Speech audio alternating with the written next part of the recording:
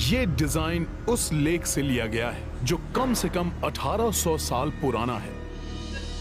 वो वाहन आसमान में उड़ जाते थे जैसे एक विमान उड़ता है। मतलब प्राचीन लेखों में दी गई जानकारी वास्तव में सही है। ये एक बहुत बड़ा चिकित्सा लेख है और इसे भारत की पारंपरिक चिकित्सा पद्धति का आधार माना जाता है।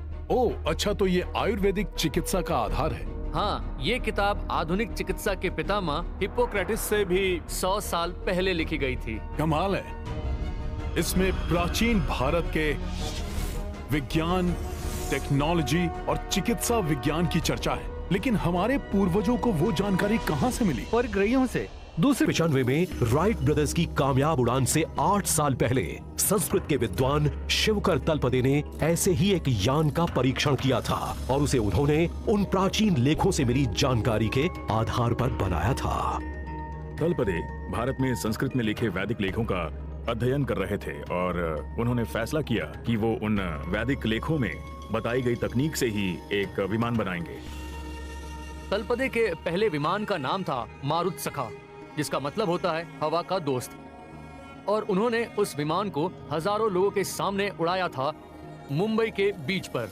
कहा जाता है कि उन्होंने अपना विमान करीब 1500 फुट की ऊंचाई पर 30 सेकंड तक उड़ाया था, जबकि राइट ब्रदर्स अपना यान सिर्फ 120 फुट की ऊंचाई तक 12 सेकंड तक ही उड़ा पाए थे।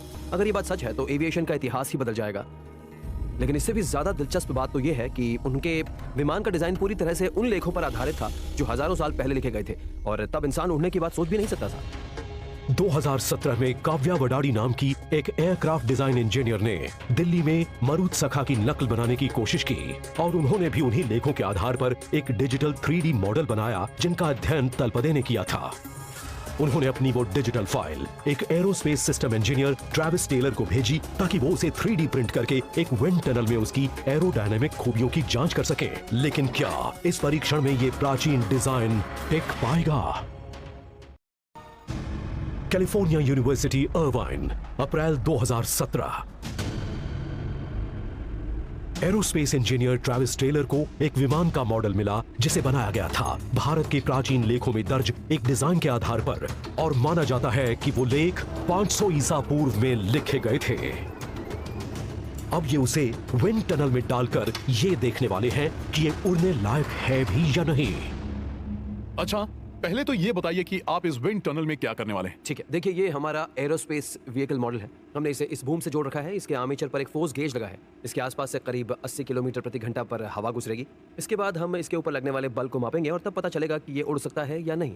ये मॉडल एरोडायनामिकली सही है या नहीं, इसका पता लगाने के लिए आप इसमें किस तरह के संकेत देखने वाले हैं? देखिए, हम सबसे पहले तो सामान्य फोर्स को मापेंगे। वो सामान्य फोर्स ऊपर और नीचे की होगी। अगर ये ऊपर जाता है तो ये बड़ी अच्छी बात होगी, क्योंकि उसका मतलब होगा कि ये ऊपर उठ रहा है। और विमान भी ऐसे ही उड़ते हैं। जब कोई विमान चलने के बाद आगे बढ़ता है और उड़ता है तो उसे लिफ्ट मिलती है। हम एक और चीज नहीं देखना चाहते हैं कि ये दाएं बाएं जाए या फिर असमान तरीके से ऊपर नीचे जाए, क्योंकि उसका मतलब होगा कि ये स्थिर नहीं है। बहुत खूब, चलिए इसे चलाते हैं, फिर देखते हैं कि ये क्या करता है। हाँ, चलाते हैं।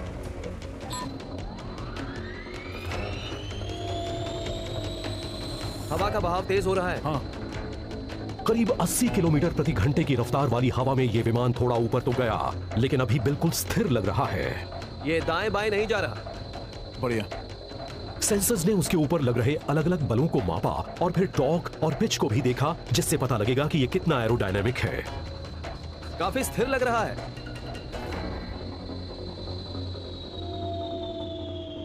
ओके, चलिए अब नतीजे देखते हैं। हमने इस परीक्षण के दौरान सामान्य फोर्स को देखा, और जब इस मॉडल ने लिफ्ट किया तब वो फोर्स करीब 13 ग्राम से 26 ग्राम के बीच थी।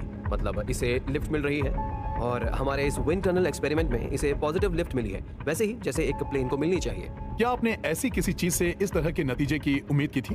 देखिए, इसका आकार तो मुझे लिफ्ट करने लायक लगा था, लेकिन तब तक कुछ कहा नहीं जा सकता जब तक हम आजमा ना लें। और अब हमारे पास जो नतीजे हैं उनसे हम ये बात दावे से कह सकते हैं। और आप इसके बारे में उन लोगों के सवाल का क्या जवाब देंगे जो इस बात से इनकार करेंगे कि ये उस लेख के आधार पर नहीं बना हो सकता जो करीब 1800 साल पहले लिखा गया था? मैं तो बस यही कह सकता हूँ कि हमने एक वैज्ञानिक प्रयोग किया है, और उसके नतीजे बताते हैं कि उन लेखों से जो मॉडल बनाया गया है वो पूरी तरह से एरोडायनामिक है।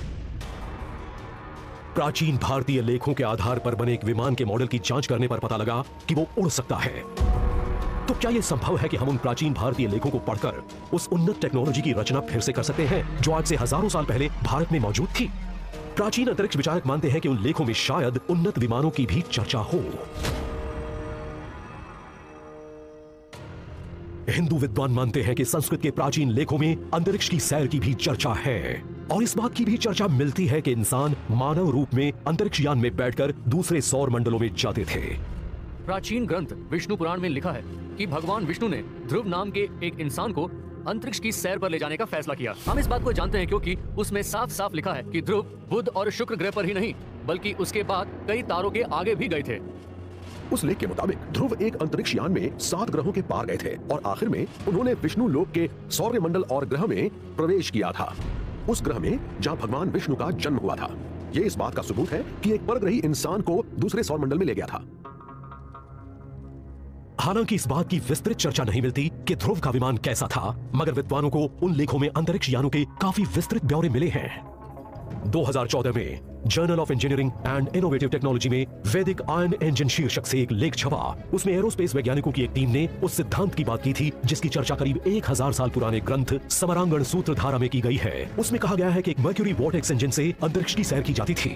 समरांगण सूत्रधार में उस इंजन की चर्चा है जो पारे से चलता था और पारा एक वोर्टेक्स में नाचता था जो शायद सूरज से गर्मी लेकर उड़ने की क्षमता पैदा करता था।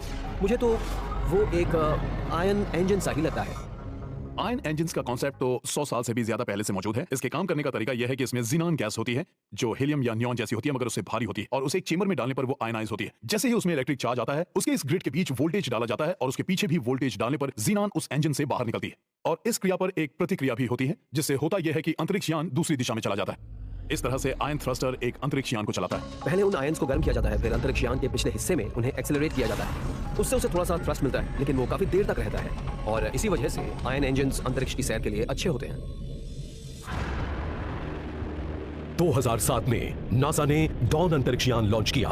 उसमें कई चरणों में काम करने वाला पारंपरिक केमिकल रॉकेट लगा था जो उसे पृथ्वी की कक्षा के बाहर ले गया, मगर उसके बाद वो आयन इंजन की मदद से अंतरिक्ष में और आगे गया। उस मिशन के लिए सबसे जरूरी था आयन थ्रस्टर और उसे ऊर्जा मिलती है सोलर पैनल से। ये एक सोलर पावर से चलने वाला आयन थ्रस्टर है जिसके बीच में एक वॉर्टेक्स बनता है और वो जाता है ग्रहिका पट्टी तक, जैसा कि उन संस्कृत लेखों में लिखा गया है।